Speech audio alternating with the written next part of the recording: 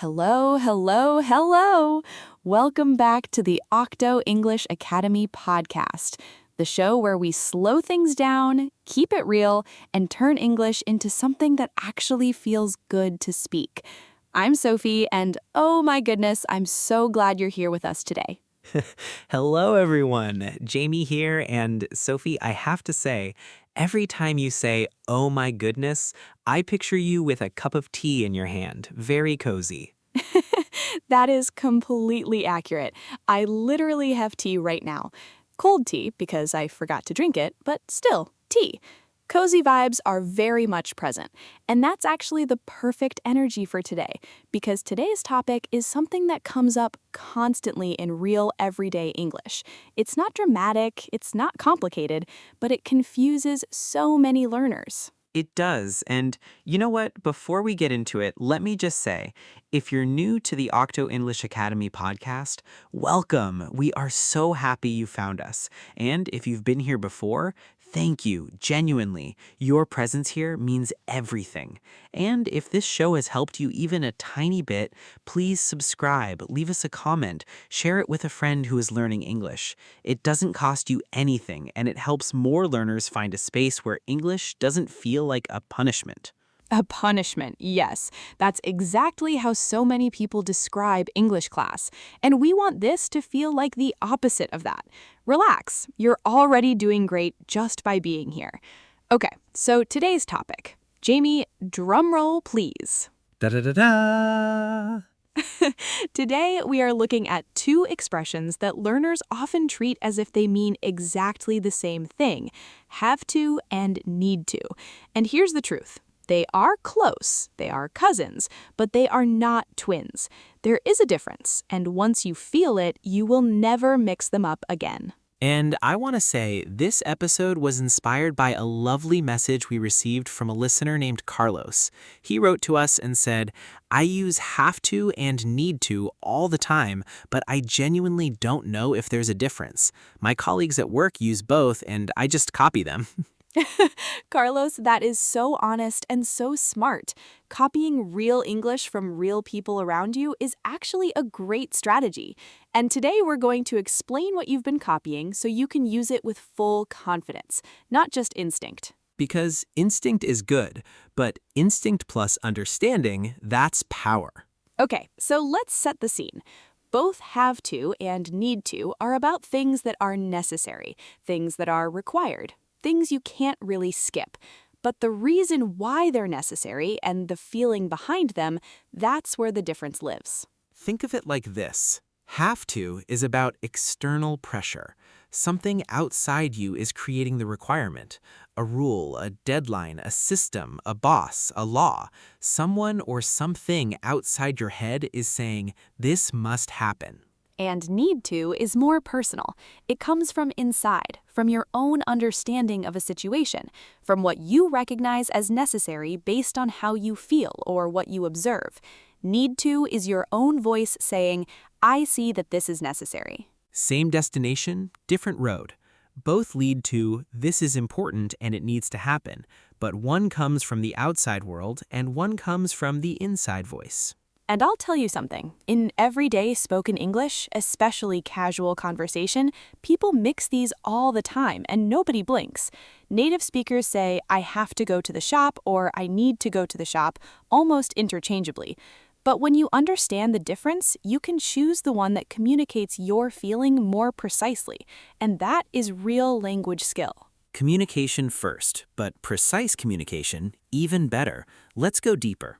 Okay, let's really sit with have to first, because I think this is the one learners reach for more often, and it's worth understanding exactly where it comes from. Yes, so have to, the life moment it belongs to is this. Someone or something outside you has created a condition that you must meet. You didn't choose this condition.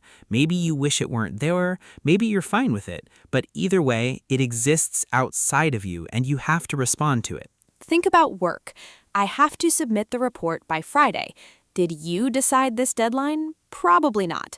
Your manager did, the system did, the client deadline did. The Friday is not your invention, but it's real and you have to meet it. Real life, please. Here are 3 clear have-to sentences. I have to renew my passport before the trip. It expires next month. She has to attend the team meeting every Monday. It's company policy. We have to pay the rent by the first of the month. In all of those examples, the passport expiry, the company policy, the rent date, none of those conditions were created by the person speaking. They exist because of rules, systems, contracts, or deadlines from the outside world. And here's something I love about have to. It often carries a tiny hint of mild resignation. Not big drama, just that small, quiet feeling of, okay, I didn't necessarily choose this, but that's what I have to do. Like when you say, I have to go to the dentist on Thursday. Nobody is happy about it. It's not exciting, but the appointment is there, the cavity is real, and Thursday is coming. Thursday is always coming. You can't stop Thursday. You cannot. Okay, now let's slow down on need to. And this one I want to explain with a little story first, because I think it makes the feeling very clear. Please. So imagine you're watching your friend get ready for a job interview. She's about to walk out the door, and you look at her and you notice there's something on her collar, a stain. Not big, but visible. She doesn't know it's there, and you say to her, wait, you need to check your collar before you go. Now, who made that rule? No one. There's no law about collar stains. Your manager didn't tell you to say that. It came from you, from your own observation, from your care for your friend. You saw something, you understood the situation, and from inside your own understanding, you recognized this is necessary. That's need to. It comes from your perception, your assessment, your personal sense of what is required in this moment. Real life, please. Here are 3 need to sentences. You need to rest. You've been working nonstop all week. I need to call him. Something feels off and I'm worried. She needs to hear this. She's been blaming herself for something that wasn't her fault. Do you hear it? In each of those sentences, the person speaking is making a judgment. They're saying, I have looked at this situation, I have understood something, and based on that understanding, I believe this is necessary. It's coming from inside them. And need to often carries a slightly warmer, more caring quality in conversation because it's personal. It comes from someone thinking about the situation themselves, not just following an external rule. Let's try the contrast pair now. Same situation, both expressions, so you really feel the difference. Situation: you have a doctor's appointment tomorrow. I have to go to the doctor tomorrow. This suggests there's an external reason. Maybe someone made the appointment for you, maybe your employer requires a medical certificate, maybe your insurance said so. The appointment is a requirement coming from the outside. I need to go to the doctor tomorrow. This sounds like your own recognition. You've noticed something in your body. You've been feeling off. Your own inner voice is saying, this is necessary. I need to do this. Same action, very different story behind it, and both are completely correct and natural. You're just choosing which version of the story you're telling. I want to share something here. I remember when I was first becoming really aware of how I spoke English, beyond just being correct, I started noticing how native speakers choose their words not just for accuracy, but for feeling. I have to call my mom tonight versus I need to call my mom tonight. The second one feels more urgent, more personal, like you feel it in your chest, not just your calendar. That's such a beautiful observation. Language is emotional, and the more you tune into that, the more naturally expressive your English becomes. You stop just translating from your language into English. You start feeling in English. That's the goal. Okay, Jamie, let's talk about the negative forms too, because don't have to and don't need to are actually quite similar to each other in the negative, which is slightly different from how should and must behave in the negative. Yes, this is good to know. Don't have to means there is no external requirement. You are free. No rule, no system, no obligation is demanding this from you. You don't have to come to the optional training session on Friday. It's available, but nobody is forcing you. And don't need to means it is not necessary. Based on what I understand about the situation, this is not required. You don't need to print the document. I already have a copy. In the negative, the two expressions are very close. Both mean this is not necessary. The small difference is the same as in the positive. Don't have to hints at external conditions. Don't need to hints at a personal assessment. But in real everyday conversation, you can use either one and you will be perfectly understood. Perfectly understood. That's the bar. Not perfect grammar, perfect communication. And speaking of perfect, let me say something about need to in one more context because learners sometimes forget this. You can also use need to when you're giving advice to yourself out loud, like walking around your flat and saying, "I need to clean this kitchen." Nobody told you that. There's no landlord standing there with a checklist. You looked at the kitchen, you formed a personal judgment, and you acknowledged the necessity. That's your own voice. That's need to. I do this constantly. I need to organize my desk. I need to call the bank. I need to stop watching videos at midnight. All of those are We all have that voice. And isn't it interesting? Have to never quite sounds right for that. You wouldn't usually walk around saying, "I have to organize my desk" as a personal thought, unless there's an actual external reason, like someone is coming to visit or you have a meeting there. If it's purely your own recognition with no external rule, that's need to territory. Exactly. That's the nuance. That's the feeling. And if you can sense that even a little bit, you are already thinking in English, not just speaking it. Emotional check-in time. Jamie, honestly, did these two words ever confuse you, or did you always feel the difference?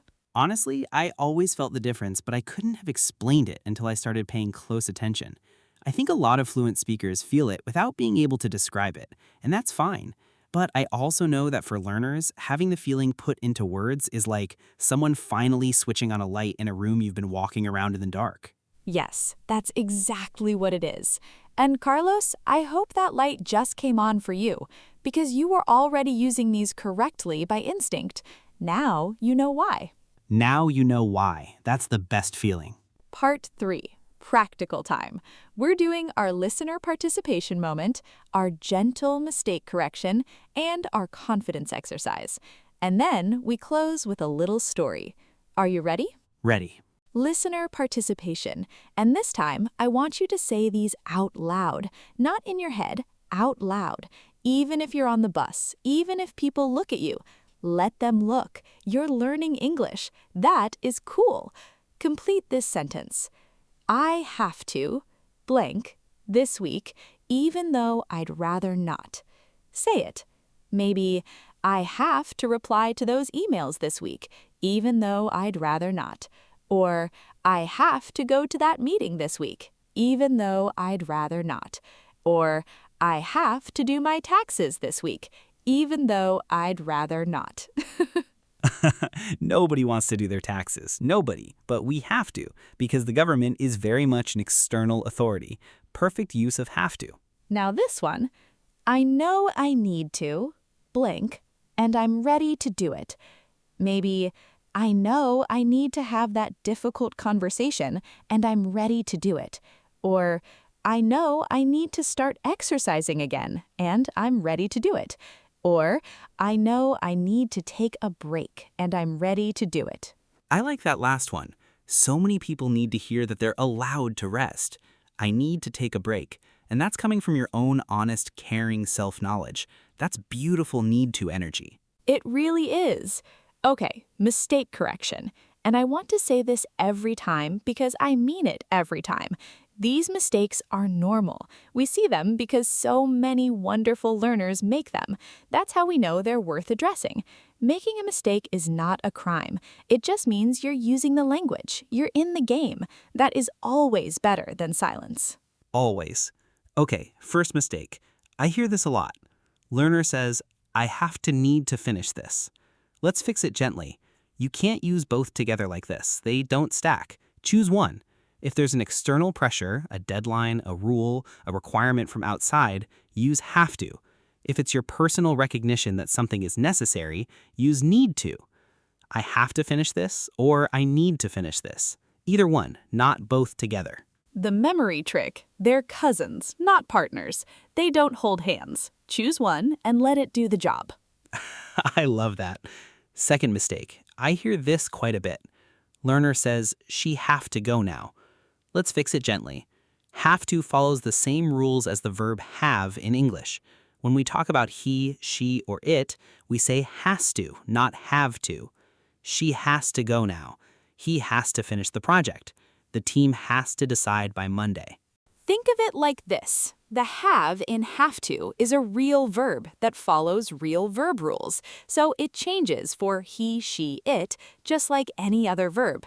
I have, you have, he has, she has. So, I have to, you have to, he has to, she has to. Once you see it that way, it's not a new rule. It's just a rule you already know applied to this expression. Third mistake. This one is more about tone, not form. A learner says, you need to stop complaining to a friend in a normal conversation. Now, technically, this is not wrong, but it can sound quite harsh, quite direct, almost like a command.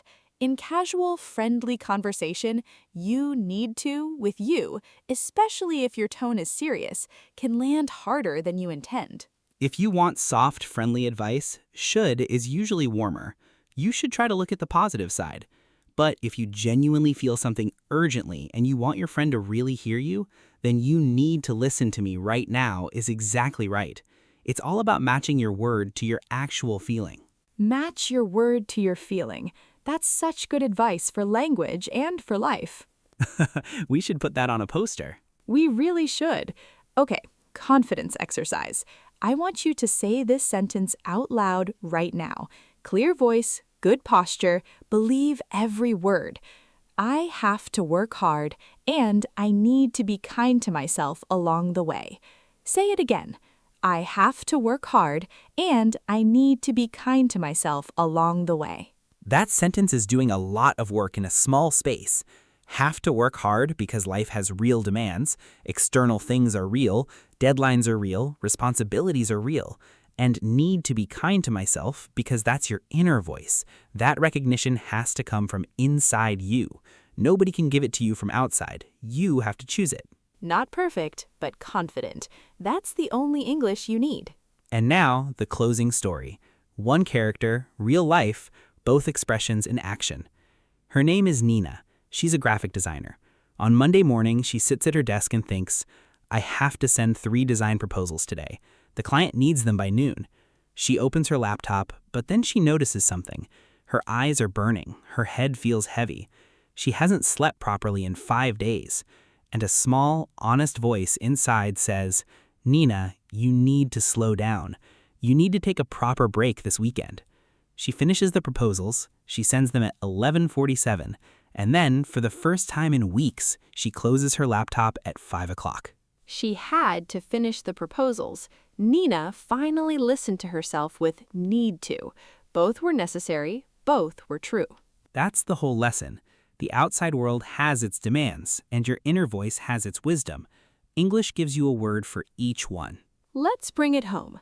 Today, we learned that have to comes from the outside world, rules, systems, deadlines, requirements that exist beyond your personal choice. And need to comes from the inside, your own understanding, your own observation, your own honest recognition that something is necessary. In the negative, don't have to and don't need to both mean this is not required, and in everyday conversation, they're very close to interchangeable. She have to is a mistake.